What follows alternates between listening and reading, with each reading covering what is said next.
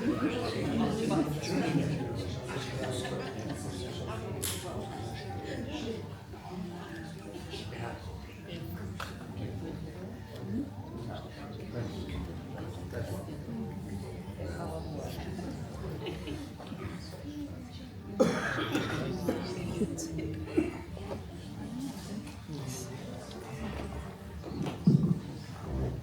tarde a todos.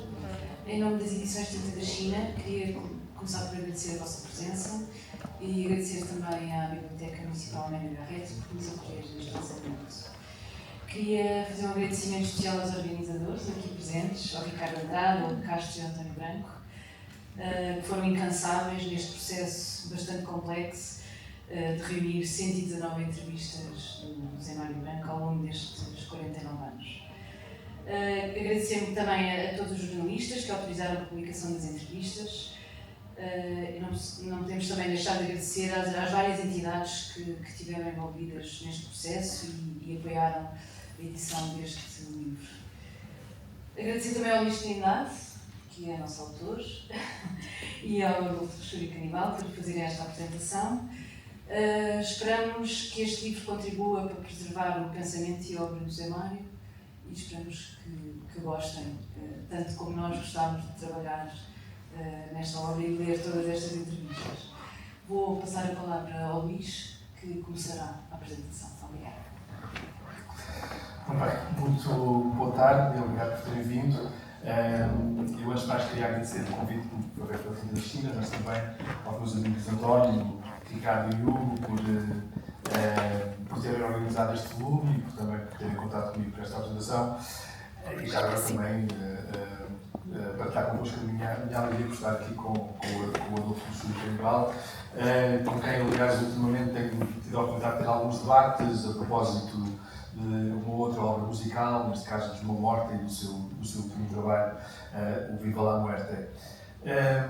Bom, eu tenho desde há bastantes anos um diálogo que vai andando sobretudo com o Ricardo e com o Hugo, a propósito das suas investigações, mas também muito em torno desta obsessão que eles têm pelo trabalho do José Mário Branco, pelo percurso do José Mário Branco e por toda a documentação que, aqui não tanto um homem, mas um percurso gera, e a documentação sonora, é a documentação escrita, é a documentação, dentro da documentação escrita, é a documentação autoral ou a documentação de crítica, de entrevista, etc. E é muito raro, já agora também trazer aqui um bocadinho do ponto de vista da academia portuguesa, é muito raro encontrarmos um trabalho tão sistemático como que, sobretudo eles, como outros colegas, nomeadamente o António e outros colegas da musicologia, é muito raro encontrar um trabalho com tanta seriedade a todos os níveis, e isto este volume é claramente um resultado dos muitos que podem ser gerados e têm sido gerados dentro deste projeto. Portanto, o que aqui temos não é um objeto muito comum, um conjunto de entrevistas, um conjunto muito vasto de entrevistas, que dá um livro muito extenso, de mais de 600 páginas, que se prolongam as entrevistas por praticamente 50 anos, de 1970 a 2019. Não há muitos autores que teriam aguentado um livro assim, porque evidentemente não há muitos músicos, não há muitos autores que tenham tido uma presença pública tão prolongada, mas eu diria sobretudo porque me custa imaginar muitos outros autores que conseguissem contar, através de entrevistas ao longo de 50 anos, várias histórias, como parece que o José Mário Branco e os seus entrevistadores conseguem fazer aqui. E, portanto, eu acho que este livro vale a pena ser lido, e eu, quando comecei a lê-lo, receei um pouco a sua extensão, receei um pouco a eventual repetição de temas, de tópicos, etc. E depois percebi, e se calhar fui percebendo, sobretudo a caminho do fim da leitura do livro, que é um livro que se deve ler como um livro de história ou como um romance. Ou seja, do princípio ao fim. Claro que nós podemos entrar e sair dele quando quisermos, e ler o que é que o José Mário Branco disse sobre o ser solidário em 1981, sobre outros momentos importantes do seu trabalho nos anos 90, etc. Mas lê-lo de fio a pavio, julgo que nos dá várias histórias extraordinariamente interessantes e entrelaçadas. E nos não muitos minutos que eu gostaria então aqui de vos tomar para falar um bocadinho sobre isso, era sobre estas histórias que nós podemos ler neste José Mário Branco, entrevistas para a imprensa, que eu queria falar-vos. Em primeiro lugar, a história de uma obra. E é a história de uma obra porque, naturalmente, que um tema permanente nas entrevistas a este músico é a sua música. E o que eu acabei de dizer é uma frase banalíssima. O músico fala naturalmente sobre música. Mas não é tão evidente assim no caso do José Mário Branco, porque o José Mário Branco é, como músico, muito mais do que um músico. E, portanto, falando sobre a sua música, o José Mário Branco fala também muito sobre os contextos onde essa música vai sendo composta, produzida, gravada, interpretada, etc. E se há uma constante ou se há algumas constantes ao longo da sua obra, eu penso que elas ficam logo marcadas no início, e isto é visível a partir das entrevistas, e o início, diria eu, é a estadia francesa, sobretudo a fase final, onde começa a gravar mais sistematicamente, e onde grava, sobretudo naqueles últimos anos. Estou sempre a olhar para o Paulo e para o Ricardo com medo de dizer aquela correção, mas o momento em que ele grava os seus álbuns, em que produz o Cantigas do Mar de José Afonso, esse é um dos momentos, e o outro momento é, evidentemente, o processo revolucionário. E há aqui dois compromissos muito fortes que eu acho que ele vai manter ao longo de toda a sua carreira, toda a sua vida, toda a sua obra, e aqui estas três coisas misturam-se sempre. Um deles é com a expressão popular, a tentativa de captar aquilo que ele, numa entrevista inicial, eu tinha aqui alguns textos para vos ler, mas gostava de me poupar para o fim para ler as coisas, sobretudo as últimas entrevistas, aquilo que ele diz que é a alegria do folclore português, ou então uma certa sabedoria popular, e nisto ele está muito próximo de um conjunto de outros criadores antifascistas em várias áreas artísticas que nos últimos anos do Estado Novo, que estão sobretudo empenhados em fazer, é em resgatar a imagem do povo português, da imagem que tinha sido construída desde os anos 30 pela política de espírito e pela propaganda do regime. Esse, portanto, é um primeiro compromisso. Há aqui uma frase, um parágrafo do José Mário Branco sobre uma mulher que ele encontrou no mercado aqui na região do Porto, que é muito parecido com uma coisa que em 1975 o cineasta António Guterres diz sobre uma mulher que ele está a filmar num grande filme que ele realiza nessa altura, Trás-os-Montes. É este tipo de gesto, de resgatar a expressão de um povo que tinha sido, a expressão tinha sido ou manipulada ou silenciada. Portanto, este é o primeiro compromisso com a expressão popular, e outro é com o movimento político. Não é com o partido político, necessariamente, não é com a ideologia política, necessariamente, é com o que está a acontecer politicamente, e na Revolução ele usa a palavra movimento. O que lhe interessa é captar de alguma maneira, ou participar de alguma maneira no movimento, e a partir do movimento conseguir extrair daí uma expressão musical que é aquilo que lhe interessa. Portanto, a primeira história que se pode contar, e depois esta história evidentemente continua, é a história de uma obra. Agora, estes compromissos fazem naturalmente que haja aqui uma segunda história a ser contada, e essa é naturalmente a sua própria história pessoal, porque ele, enquanto militante, empenha-se pessoalmente na construção da sua obra. E, portanto, a certa altura, torna-se bastante difícil de distinguir o que é a análise da obra e o que é a análise autobiográfica. Isto talvez não seja então tão evidente nesta primeira fase que eu falei, no início dos anos 70 e a Revolução, mas torna-se absolutamente claro a partir do ser solidário. O ser solidário e eu podia falar só sobre isso aqui durante meia hora, o ser solidário é um grande momento de repensamento sobre o percurso, é um grande momento de reflexão sobre o que é que eu estou a fazer aqui, e o que eu estou a fazer aqui é o que eu estou a fazer neste país, o que é que eu estou a fazer neste momento histórico, o que é que a minha música está a fazer aqui. E de lá para cá, desse momento que será, sobretudo 81, que é a partir do momento em que eu começo a dar mais entrevistas, praticamente todas as entrevistas que ele dá a propósito de discos que edita, são entrevistas onde ele deixa muito claro que aqueles discos não são meramente uma criação artística, são um pouco mais do que isso, são uma espécie de testemunho do momento da vida em que ele está a viver. E ele consegue fazer essa combinação sempre de uma maneira extremamente próxima. É muito claro, por exemplo, quando ele fala sobre a noite, em que a maneira como ele diz que a noite foi uma ocasião para ele redescobrir tradições políticas e estéticas e poéticas mais antigas. Há uma frase que eu também não vou ler, mas que é uma frase muito bonita sobre Antero de Quental, como o Antero de Quental o ajudou a desbloquear ali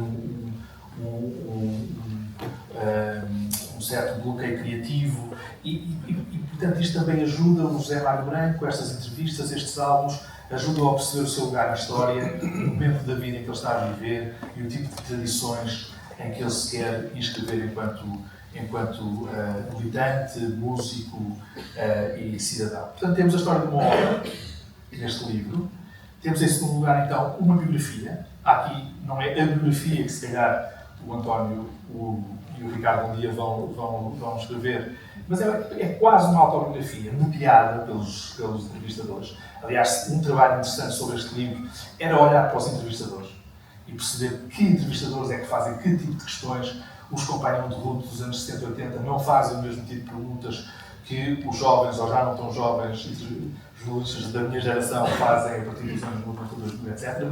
Mas há essa dimensão autobiográfica, o que nos leva a uma terceira história.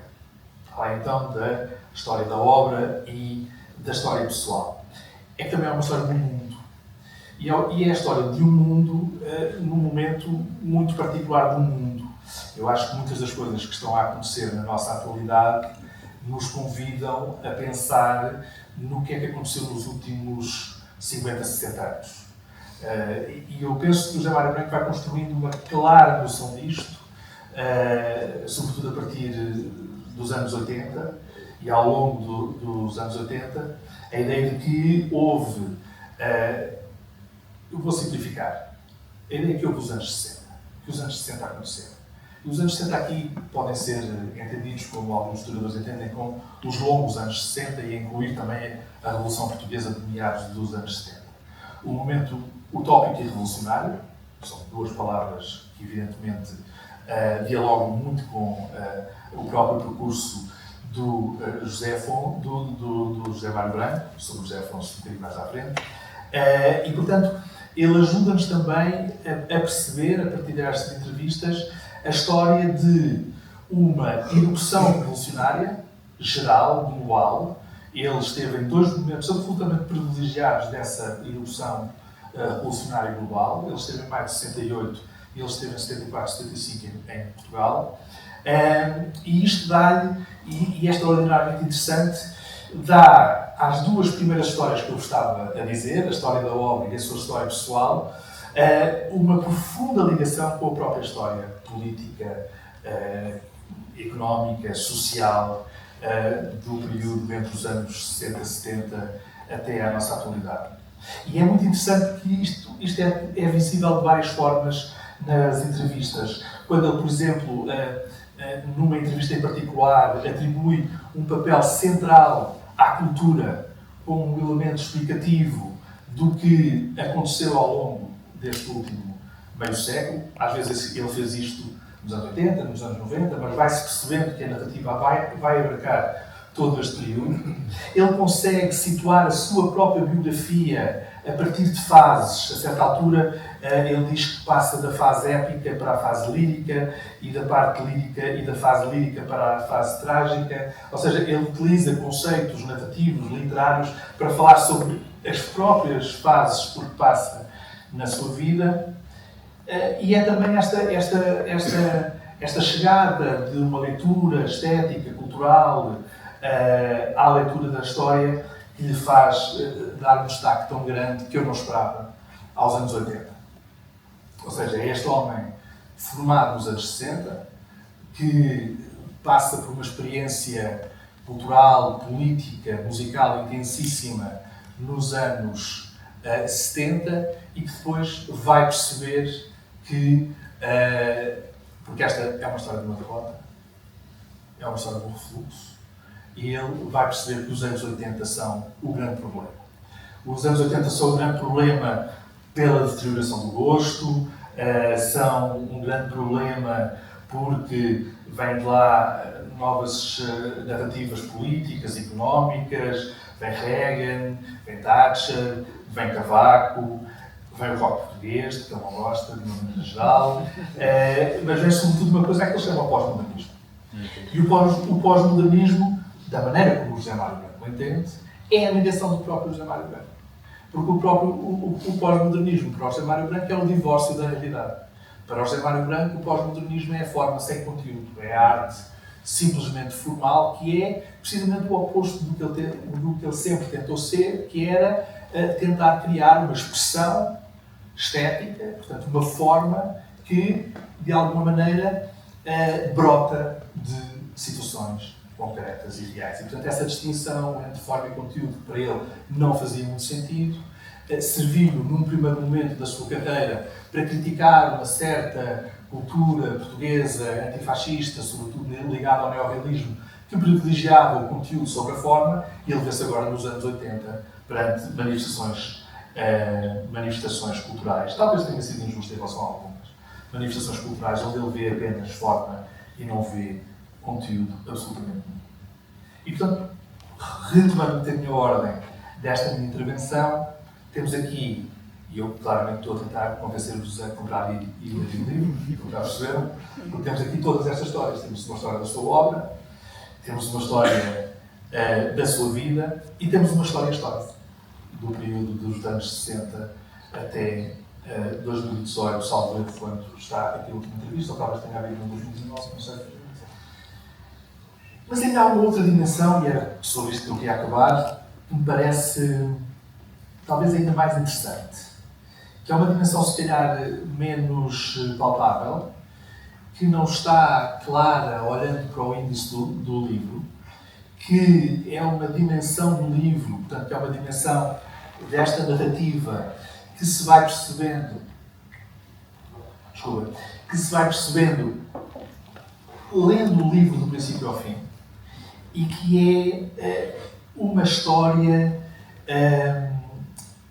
de um certo... que é a própria história da transformação do José Mário Branco. É uma história de um certo amadurecimento de ideias. Ele expõe o seu amadurecimento, podríamos dizer, expõe o seu envelhecimento. É uma história de um distanciamento crítico, onde ele evita nostalgias e ficar preso a momentos onde provavelmente foi feliz. É uma história, sobretudo, onde se vê muito claramente, e isto para um historiador é de repente uma preciosidade, é uma história da memória.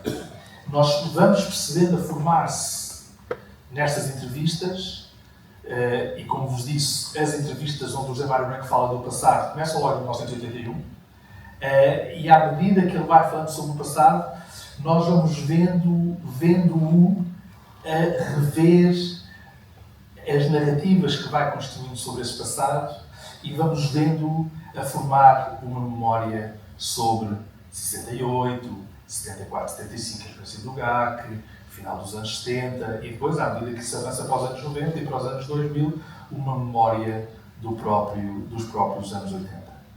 Podia-se pensar que, com a passagem do tempo, que esta memória vai constituindo uma narrativa menos clara, mais vaga, mais abstrata, sobre coisas que se passaram e que, naturalmente, em relação às quais ele não tem uma visão tão próxima como quando estava a falar delas, temporalmente, com maior proximidade. E é aqui que acontece uma coisa absolutamente extraordinária, e eu aqui queria mesmo ler-vos alguns certos. É que a distância vai ajudá-lo a ver coisas que ele talvez não tivesse tão claro quando estava a falar sobre elas mais próximo do tempo.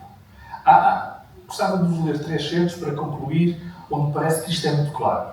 Onde ele fala, em primeiro lugar, e para regressar ao início, do compromisso antifascista, com um rigor histórico que talvez fosse difícil de ter em 1980.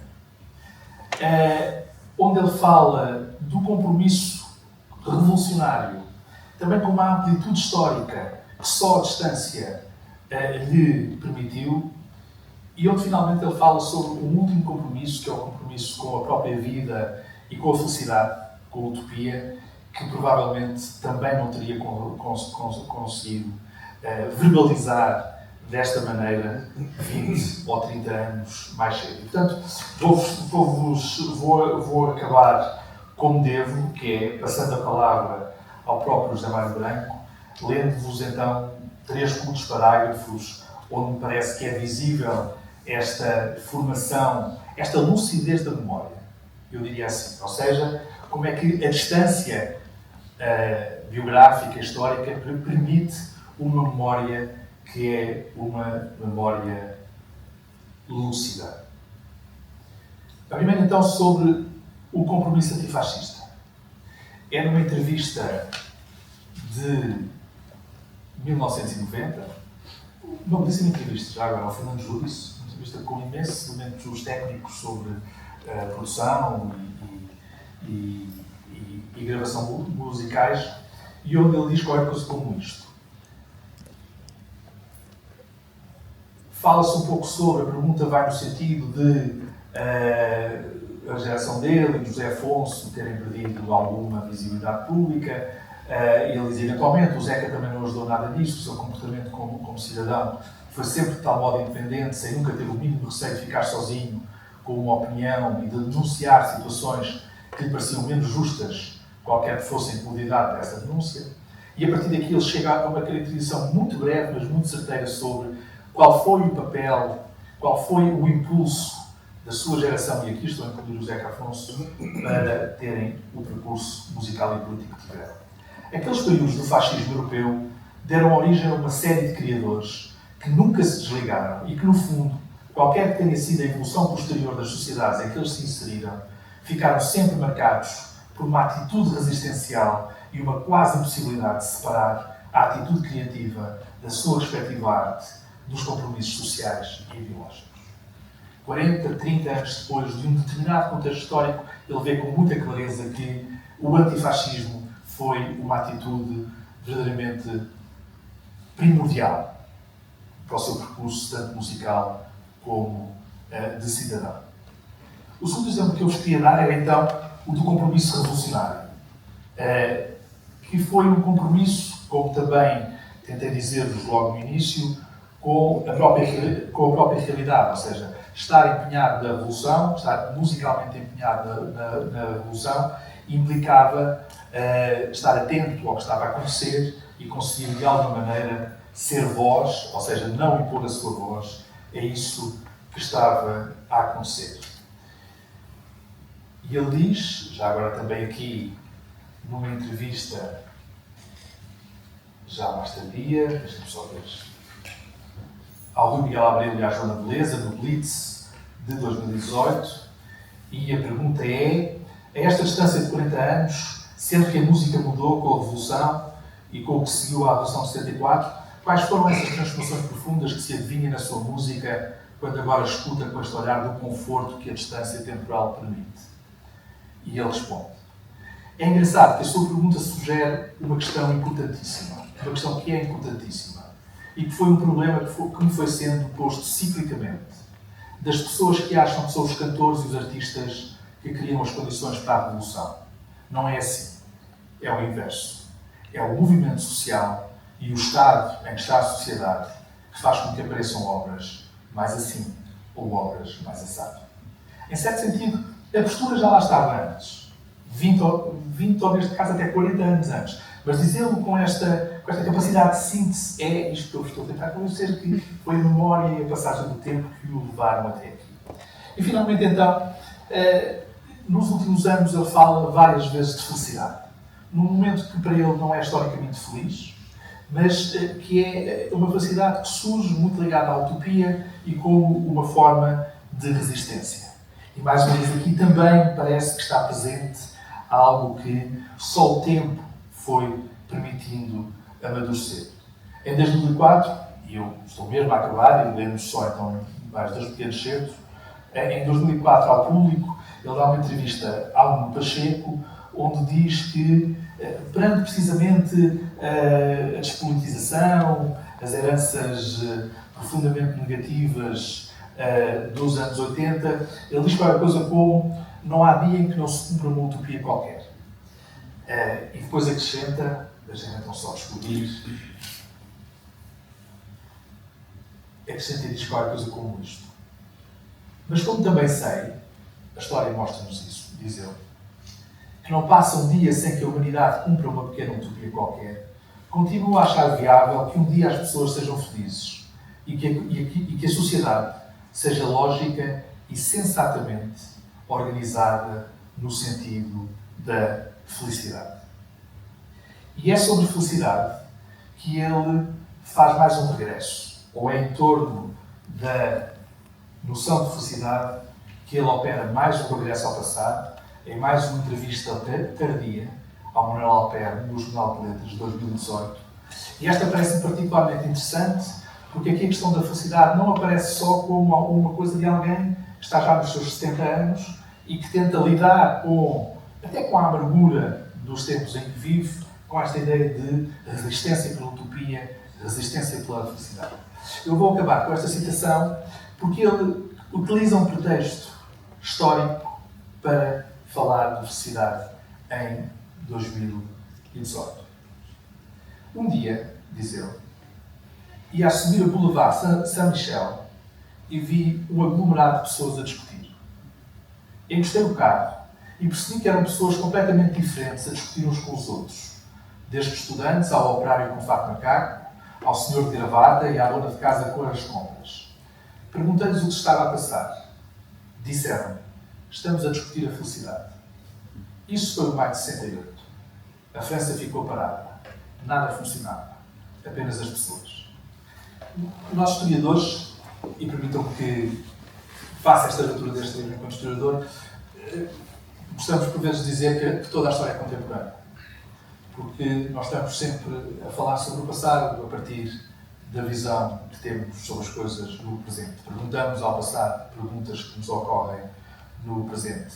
Eu nunca tinha visto um exemplo tão bom disso, como isto.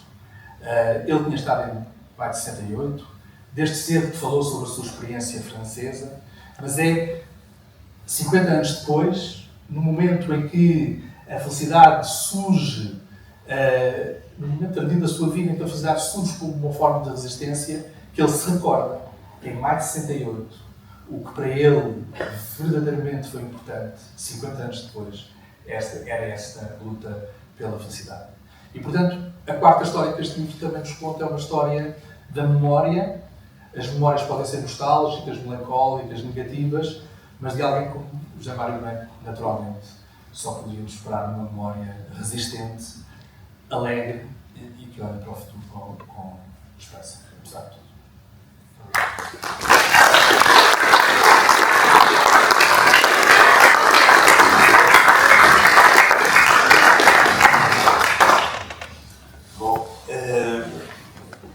Calha-me agora a minha vez, não é nada fácil depois da intervenção do Luís. Quero agradecer antes de mais o convite para estar aqui.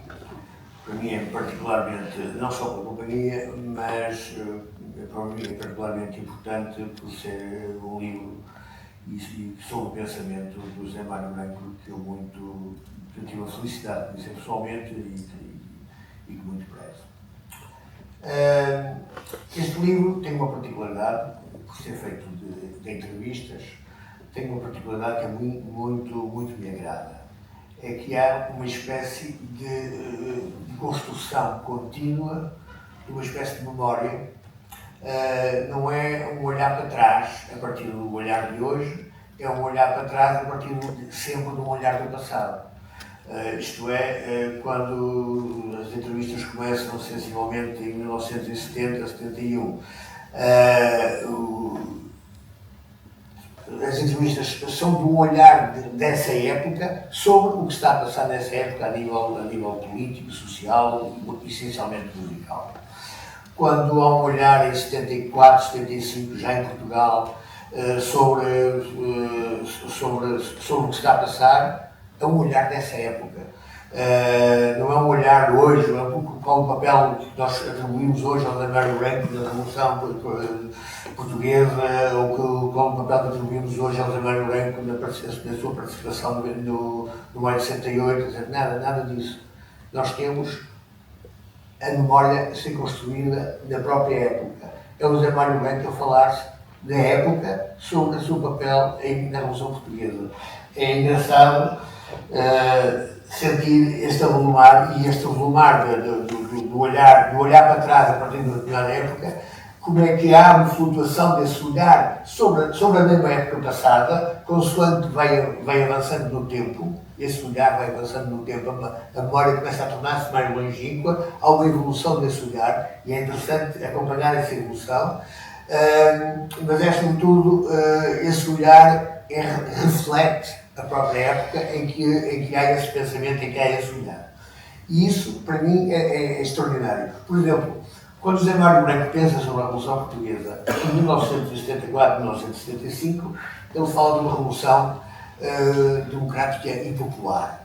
Uma revolução democrática e popular era um chavão da época, maoísta, para designar uma das maoístas, mais essencialmente stalinista, para designar os vários estádios intermédios da Revolução Social, pelo lato senso.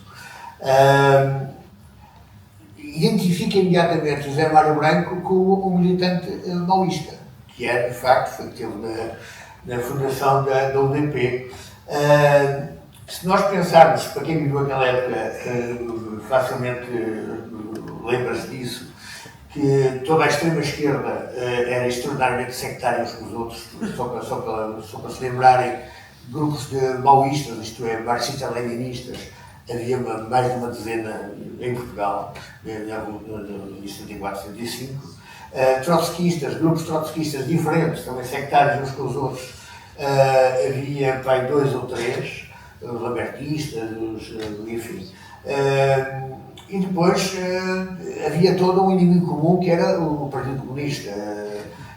Nós podemos imaginar, conhecendo a história da esquerda e dos movimentos de esquerda partidarizados, que tudo isto sai da Terceira Internacional, dos partidos comunistas ligados à então União Soviética, que dá o primeiro grande cisma, que é o cisma entre o Mao e o sucessor de Stalin, o Khrushchev, talvez erro.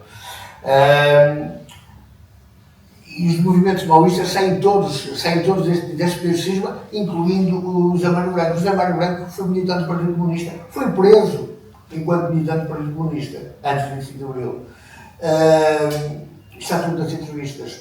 Uma pessoa vai apanhando todos estes pormenores. Quando ele sai do Partido Comunista e presumimos, ele não o diz diretamente, e presumimos que se começa a dar com a esquerda mais marxista-leninista, já em França. Quando participa no maio de 68, com o Sérgio Godinho na altura, que aparentemente vivia em casa do José Mário nessa época, numa das suas fugazes passagens por Paris,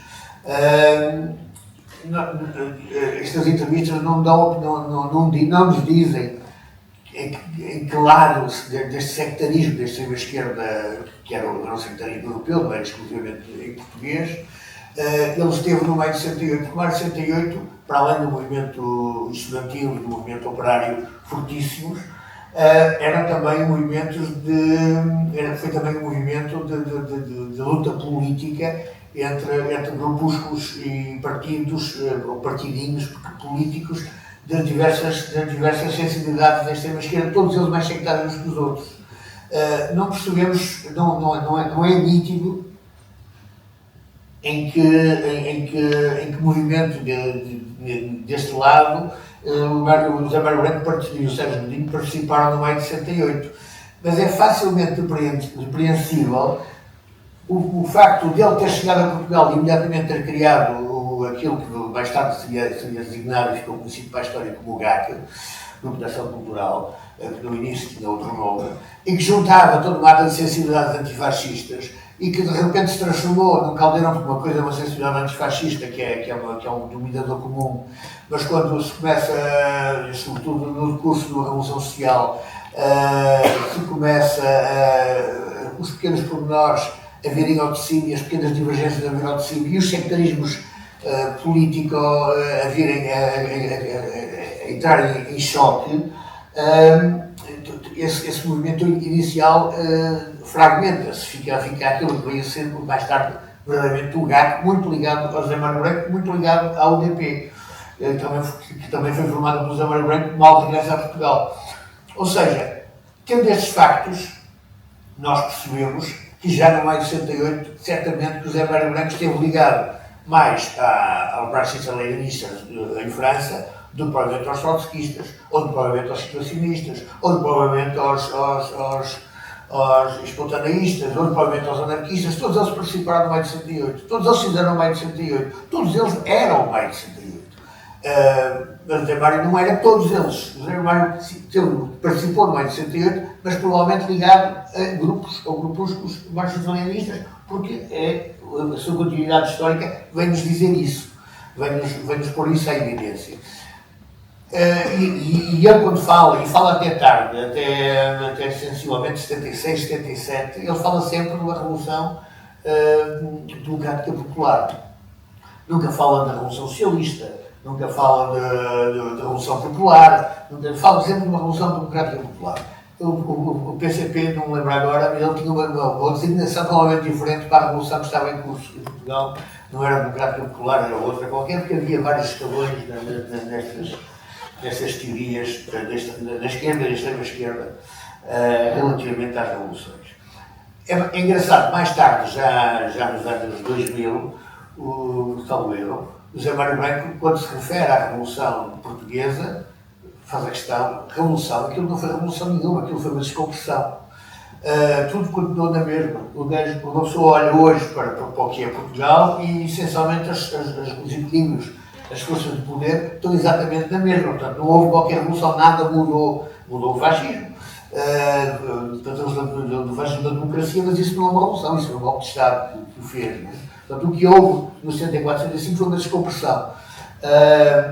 E é engraçado como, depois de ele ter sido tão ativamente militante, a ponto de ter sido o único momento em que de alguma forma critica o Zeca Afonso, que para ele, e vemos isto desde as entrevistas, desde as entrevistas ainda em França, até às últimas entrevistas em 2019, o Zeca Afonso é sempre uma referência icónica, praticamente incriticável.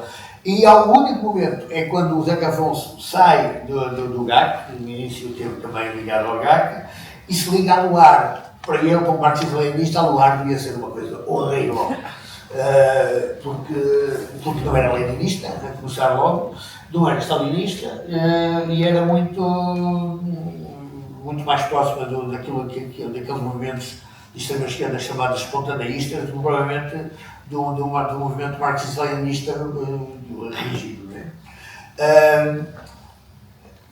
E depois aqui vemos os dois momentos chardeiros, esse momento de militância ativa, em que a música, em que o Luís já referiu, ele de alguma forma criticava muito o movimento dos baladeiros pré-25 de Abril e mesmo que seguiu a seguir ao 25 de Abril, por darem mais importância ao conteúdo do que à forma, e para ele era tão importante a forma como o conteúdo. Ele tentava já, de alguma forma, trabalhar por muitos meios, por muita simplicidade de meios que houvesse. Era importante, desde logo, trabalhar também a forma para que o conteúdo não ficasse de banco.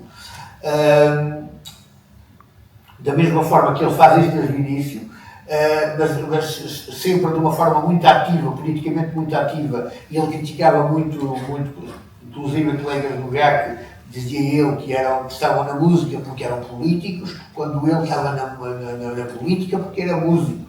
São coisas completamente diferentes, são perspectivas completamente diferentes.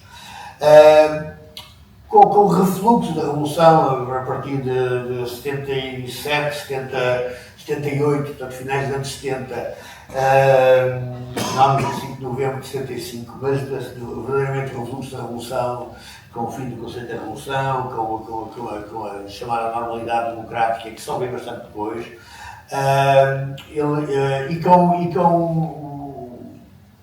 e sobretudo, acho eu, com o interesse comercial sobre a música, sobre a cultura, completamente deslocada já do que era o olhar politizado sobre a sociedade, de que o Zé Mário Branco era um expoente máximo, como era o Zeca Afonso, como era o Sérgio Godinho, com o deslocar desse olhar para coisas menos políticas, mais inócuas.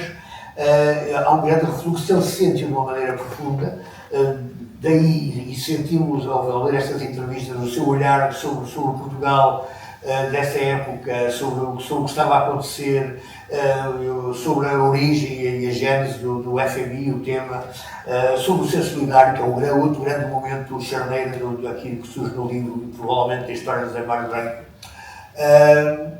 E esta crítica aos anos 80 que o Luís falava surge aí muito nítida, porque os anos 80, o Luís já o explicou bem, surge para o Zé Mário como o período, por um lado, em que se começa a olhar mais para a forma do que para o conteúdo, de repente inverteram-se as coisas, e sobretudo é uma época, é a época do refluxo revolucionário a nível português e a nível mundial, portanto, de uma forma é o advento do neoliberalismo, do Reagan, da Thatcher, portanto, é tudo o que é contrário à utopia e aos sonhos que o Zé Mário abraçou de uma forma militante, de uma forma sectária, de uma forma marxista-leninista, mas abraçou no antes e no imediatamente pós-25 de Abril.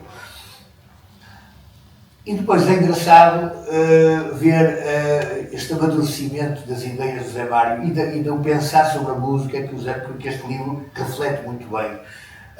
Há uma altura que me ficou, uma frase dele que me ficou marcada, quando ele diz, já em 2000 no final dos anos 90, 98, salvo erro, que ele diz que, estou a citar de cor, ele agora é muito mais perigoso, porque de antes fervia pouca água, esbracejava, barrava, insurgia-se contra o que achava que estava mal, e agora não faz nada disso. Agora, esse insurgente é facilmente detectável e facilmente recuperável. Agora é muito mais perigoso porque não faz nada disso. Ele agora limita-se a olhar, a pensar e a analisar e de alguma forma,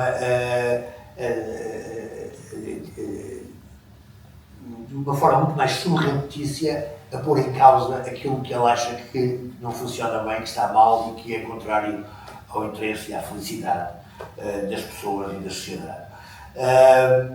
E isso para mim, o Zé Mário Branco foi o Zé Mário Branco tardio que eu conheci, foi este. Foi o Zé Mário de muita ponderação, um pensamento profundo, mas muito ponderado, um pensamento quase sábio,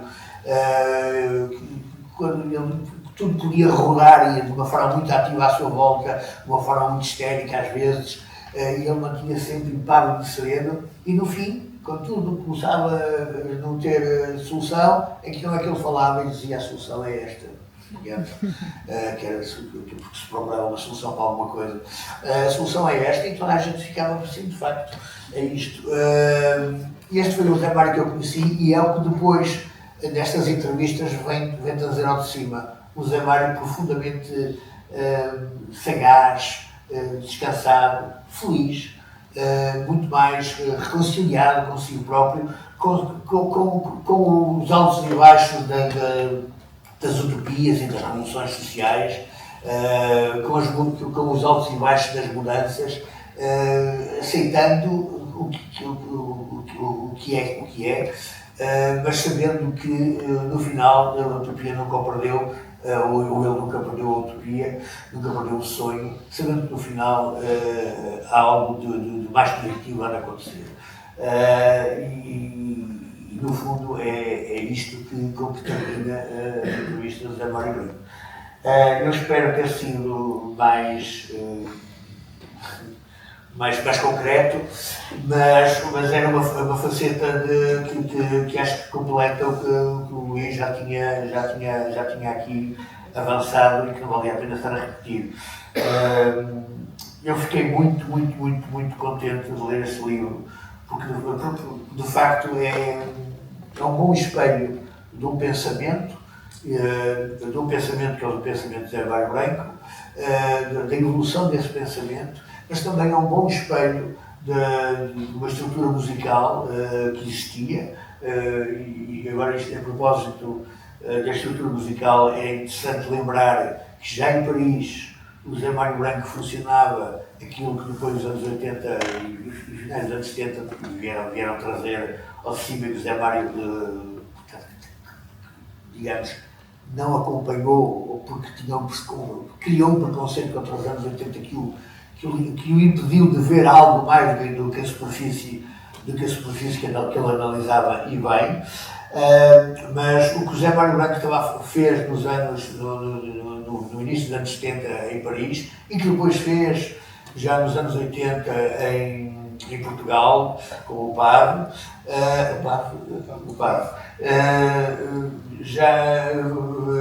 que era uma espécie de do-it-yourself, faz por ti próprio. Ele sempre esteve à margem. Só nos finais dos anos 90 é que a sua obra foi reeditada por uma grande editora, uma multinacional, porque mesmo os discos que ele teve com uma editora portuguesa, uma editora tradicional, que era a Sassetti, no seu primeiro álbum parisiense, e no segundo, salvo erro,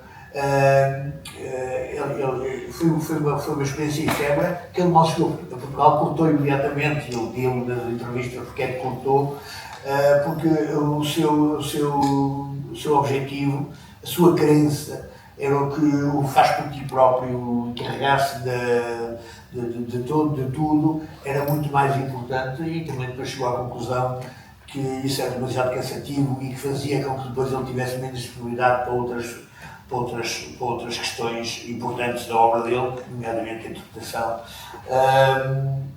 Mas é uma ideia que atravessa o José Mário desde o início, desde as entrevistas, e que mesmo depois de ele assinar com a Emília de Carvalho, no caso, já no 98, salvo erro, para a reinição da sua obra passada toda, ele mesmo assim continuava sempre desconfiado, que é uma desconfiança que era sempre presente, que ainda era presente quando eu conheci o José Mário Branco já nos anos 2000, era uma desconfiança sempre presente face às instituições. Fossem empresas discográficas, fossem câmaras municipais, fossem tributares europeias da cultura, fosse o que fosse, se havia ali algum dinheiro a circular, era de suspeitar, porque eles estavam se havia algum interesse, é porque havia ali um lucro qualquer esquisito, e ele tinha que perceber que lucro era esse, qual era o interesse, de facto, que essa instituição tinha no nome dele, nomeadamente, para o estar a chamar, porque ele desconfiava. Desconfiava sistematicamente. E este percurso, também muito ligado ao Face ao Orçamento, tem a ver com esta desconfiança permanente que estava presente no José Mário já dos anos 70. Dos anos 70, 71, 72, quando faço os primeiros álbuns, os primeiros discos, quando produzo o disco do primeiro qual era o disco? O Cantigas de Maio do Zeca Afonso. Portanto, esta desconfiança já lá está. E para terminar, repito, é muito interessante assistir a esta evolução deste pensamento, mas também é muito interessante assistir à própria evolução que está refletida neste pensamento da própria sociedade portuguesa, com o olhar do momento, ou seja, sem ser um olhar retrospectivo, o olhar do momento, e esse olhar do momento vai mudando, vai mudando o seu foco, vai tirando conclusões diferentes sobre uma mesma realidade que vai também ela alterando-se e mudando ao longo do tempo e da história. E isto é muito interessante.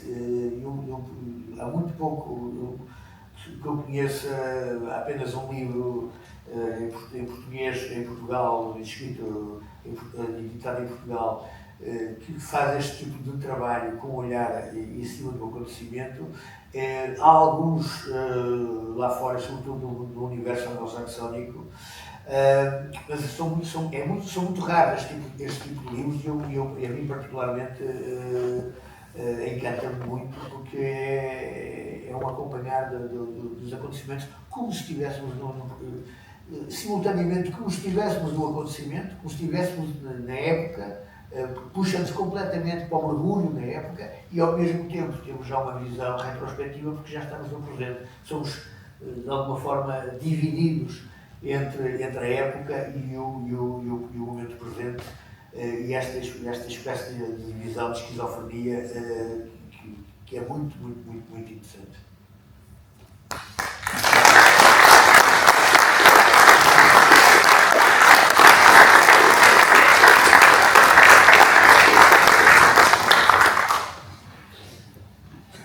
Boa tarde a todos.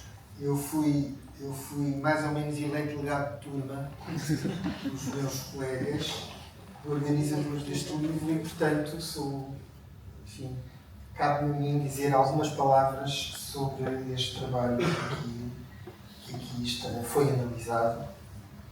Eu vou ter que começar por alguns agradecimentos, mas eu creio que quando começarem a ouvir a lista de agradecimentos percebem porque é que é tão importante nós fazermos referência a eles. O primeiro agradecimento, evidentemente, ao Luís Trindade e ao Adolfo do Estúdio Canibal, que na realidade são testemunho de dois leitores, e era este o nosso objetivo principal: era haver leitores deste livro, leitores que se interessassem pelo conteúdo deste livro, e não podia haver melhor exemplo disso do que estes dois testemunhos aqui que tivemos, tão diferentes e tão complementares entre si. Muito obrigado por isso e pelo enriquecimento que isso trouxe ao trabalho que nós iniciamos. Evidentemente, agradecer à Câmara Municipal do Porto não só a disponibilização do espaço, mas também, e sobretudo, o apoio entusiástico à edição, e um bocadinho mais à frente eu terei a oportunidade de explicar porque é que esse apoio foi tão importante também. Ao projeto Eximos, que é um projeto alojado no Instituto de Etnomusicologia, um projeto de investigação financiado pela Fundação para a Ciência e Tecnologia, e que trabalha sobretudo a questão dos cantores e artistas exilados em França, nas mesmas circunstâncias em que o Zé Mas esteve exilado, e esse projeto, de que nós somos também membros, enquanto investigadores, acabou também por apoiar financeiramente esta publicação. O centro de que eu faço parte, a Universidade do Algarve, o centro também apoiou a edição, e a Câmara de Lolé foi a outra Câmara que também apoiou financeiramente esta edição. Porquê é que isto é tão importante, sendo uma coisa relativamente frequente? Porque eu acho que a Bárbara da Tinta da China apanhou um susto quando nós lhe apresentámos esta ideia. Basta olhar para este livro para perceber o susto que ela apanhou.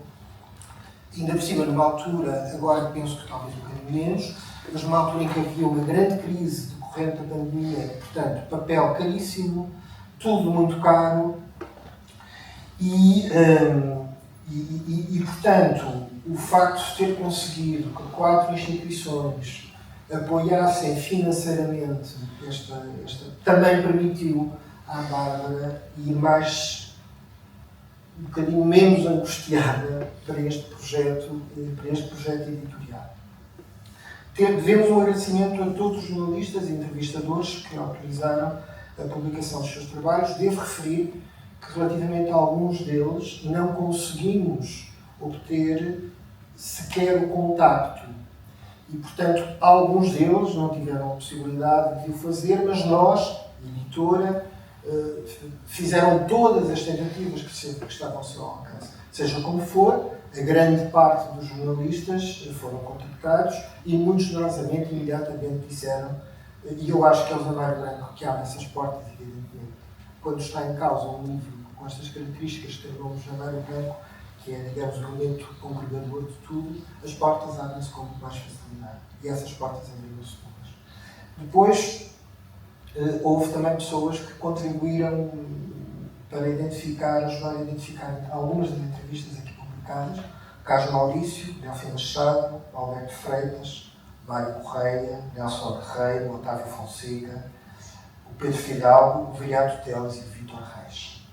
Finalmente, evidentemente, nós os três agradecemos à Bárbara Brulhosa por aquilo que eu disse, porque é diretora e fundadora da Tinta da China, apesar do risco, e o risco é o risco de ver a editora, é uma entidade privada que evidentemente não pode viver com base no prejuízo da sua atividade, isso é óbvio, não é? E a Bárbara, apesar desse risco, que ela sabia que poderia existir, abraçou sem hesitações, desde o primeiro minuto, com um enorme entusiasmo, eu diria até com um visível amor, este desafio editorial. E, apesar de numa primeira fase nos ter perguntado, nós falámos logo em 120 entrevistas, enfim, não sei se já seria esse número totalmente, mas que eram mais de 100, e ela, apesar de nos ter perguntado se havia alguma maneira de apresentarmos um livro com uma seleção, portanto, um número um bocadinho mais reduzido de entrevistas, quando nos viu bastante decididos a fazer este livro tal como ele está, portanto, muito extenso, disse-nos que sim. E disse-nos que sim, sem haver resultado dos apoios que, entretanto, se conseguiram. Eu acho que isto é raro hoje em dia. Estendemos, evidentemente, o nosso agradecimento a toda a equipa muito profissional da Tinta da China, porque contactámos com várias pessoas, como é óbvio, para que isto fosse possível, e fomos sempre muito bem acolhidos e receberam sempre muito bem todas as nossas indicações, sempre muito prestáveis, para também muito obrigado. Falamos agora um bocadinho desta publicação, não nos termos em que o Luís e o Adolfo fizeram, mas noutros termos. Para que este livro fosse possível, e para que fosse possível chegarmos aqui, tudo teve de começar pela identificação e recolha exaustiva de entrevistas à imprensa. E essa tarefa, realizada ao longo de muitos anos, foi feita pelo Ricardo Andrade e pelo Castro, que, como disse muito bem o Luís, tem uma obsessão, ainda bem, tem uma obsessão pela figura do Janeiro Branco e, portanto, tudo quanto diga respeito ao Janeiro Branco lhes interessa. Aliás, tem alguém aqui na plateia que ver alguma coisa em casa relacionada, documental, qualquer coisa, por favor, contactem-nos, contactem o Ricardo e o Hugo, e porque nós, enfim, eles já fazem isso há muito tempo e fizeram isto. Identificar em muitos sítios. A este propósito do trabalho que eles fizeram, eu lembrei-me, eu sou também da área da literatura portuguesa medieval, o meu doutoramento é na área da literatura portuguesa medieval, da historiografia. Eu lembrei-me de um desabafo do Fernão Lopes, no prólogo da primeira parte da crónica de Dom João I, que eu vos vou ler, porque enfim, para mim corresponde exatamente àquilo que estas duas pessoas fizeram. Com quanto cuidado e diligência vimos grandes volumes de livros, de desvairadas linguagens e terras. E isso mesmo, públicas escrituras de muitos cartórios e outros lugares, nas quais, depois de longas vigílias e grandes trabalhos, mais certeza a ver não podemos do que é conteúdo em esta obra. Foi escrito por Fernão Lopes no século XV, mas eu acho que é sempre que nem uma luva no trabalho que o Hugo e o Ricardo tiveram que fazer para que este livro pudesse estar aqui. Depois disso feito, veio ainda a outra tarefa árdua e morosa e que fica sempre invisível quando recebemos um objeto destes, que é de transcrever para o Word todas as entrevistas, porque o formato em que nós temos as entrevistas arquivadas muitas vezes é o da fotografia, porque era assim que eles faziam, conseguiam um arquivo, uma biblioteca e fotografavam. E portanto foi preciso depois transcrever tudo isso para o Word para termos a base de trabalho. E só depois disso, então, depois de todo esse trabalho feito, é que nós começamos a trabalhar na seleção das entrevistas e nas próprias entrevistas, nos próprios textos. Decidimos selecionar 2 tipos de textos. Entrevistas tradicionais, pergunta-resposta, em maior número, evidentemente, mas também textos corridos em que os entrevistadores vão citando ao longo do texto depoimentos do Zé Mário recolhidos em contexto de entrevista. Era uma prática, hoje faz-se um bocadinho menos isso, acho eu, provavelmente, mas era uma prática, a certa altura foi uma prática que é bastante frequente dos jornalistas. Portanto, há um certo número de textos que são feitos assim. Quanto a este segundo tipo, ou seja, dos textos corridos com citações de depoimentos recolhidos pelos jornalistas, só não incluímos textos que temos na nossa posse, mas onde em que o número de citações era muito curta e eram muitas vezes depoimentos muito reduzidos. E achámos que talvez não tivesse tanto interesse. Quanto às entrevistas em formato tradicional, que são a maioria, só não aparecem no livro aquelas em que a quantidade de erros factuais nos obrigaria a um número muito elevado de notas editoriais para repor o rigor da informação que estava a ser fornecida. Coisa que nós fizemos com todos os textos que aqui estão. E, evidentemente, não estão aqui aquelas que, apesar do longo trabalho e das longas vigílias, fernão-opianas do Ricardo e do Hugo, não foi possível identificar. E, por acaso, a publicação deste livro já deu aso a que nos viessem informar que havia, enfim, não são muitas, uma ou duas entrevistas, que neste momento já temos na nossa posse, mas que evidentemente não existiam. Assim, eu acho que podemos afirmar com uma certa segurança que as 120 entrevistas que aqui estão neste livro, a primeira edição tinha um lapso da nossa responsabilidade, dizia 119. Nenhum de nós aprendeu a contar até 120. Portanto, foi aí que nos falhou. Portanto, as 120 entrevistas que aqui estão, dispostas em 124 textos, porque há algumas delas que se desdobram em mais do que um texto, podemos afirmar que formam um corpus quase exaustivo do universo que nós queríamos abarcar e dar a conhecer e disponibilizar, que é o das entrevistas à imprensa escrita. Conforme explicamos na introdução também, as nossas intervenções editoriais nortearam-se pelo critério da alteração mínima dos conteúdos originais. Portanto, à exceção de muito pequenos lapsos ortográficos, não podemos chamar erros, e lapsos de pontuação, coisas muito poucas, todas as alterações que fizemos estão sinalizadas em nota.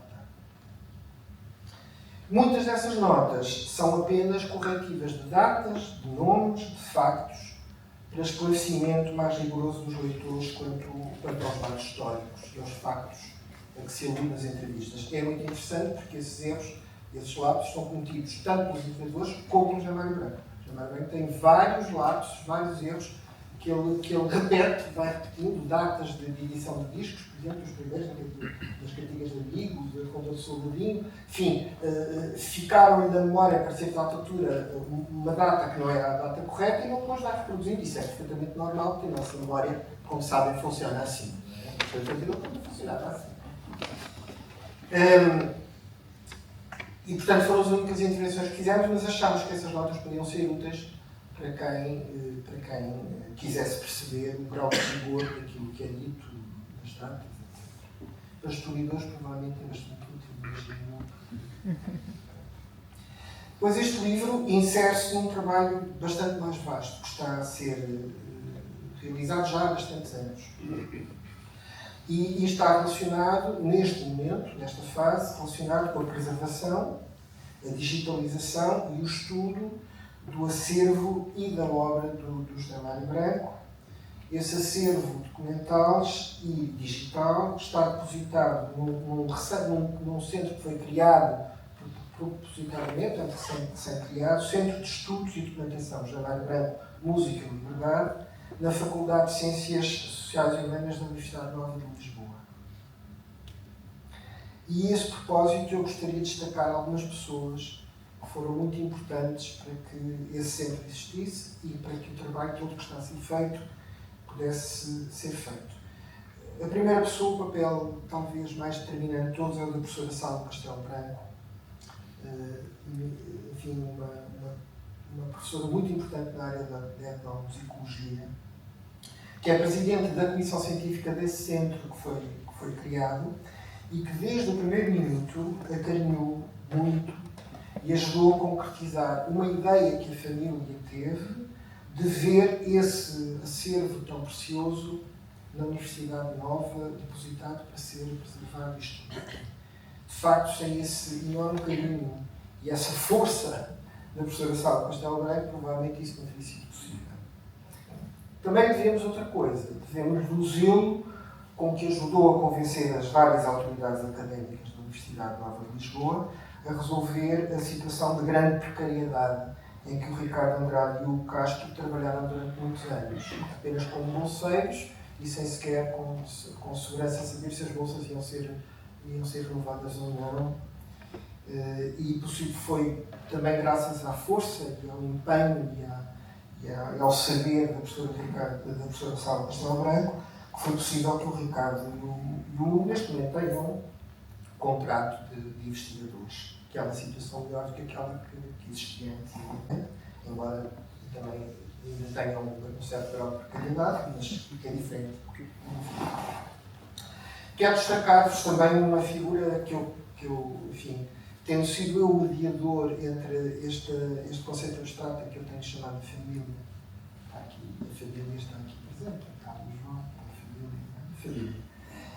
Eu fui mediador entre, digamos, essa vontade da família e da universidade,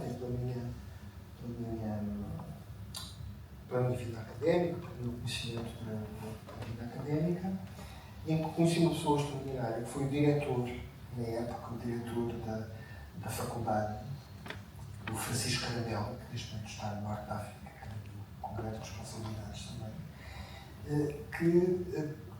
e foi graças a ele, ao empenho dele, ao entusiasmo com que foi possível assinar muito rapidamente um protocolo perfeitamente adequado tanto aos interesses da faculdade como aos interesses da família.